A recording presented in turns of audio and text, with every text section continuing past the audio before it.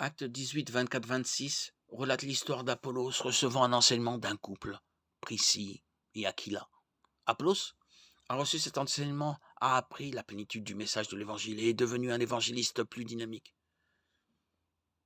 Priscille était-elle un prototype des femmes prédicatrices modernes?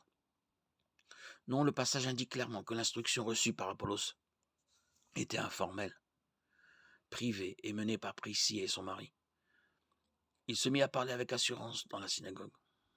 Après l'avoir écouté, Aquilas et Priscille le prirent avec eux et lui exposèrent plus exactement la voix de Dieu. Priscille a aidé à partager l'évangile avec Apollos. Elle n'a jamais été considérée comme son autorité spirituelle dans le cadre d'une église. Plus tard, Paul appelle Priscille et son mari collaborateurs avec lui, Romains 16:3.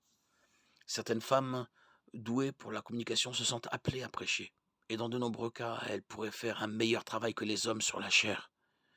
Mais il est important qu'elles abordent la question de manière biblique et se limitent volontairement aux voies que Dieu a désignées.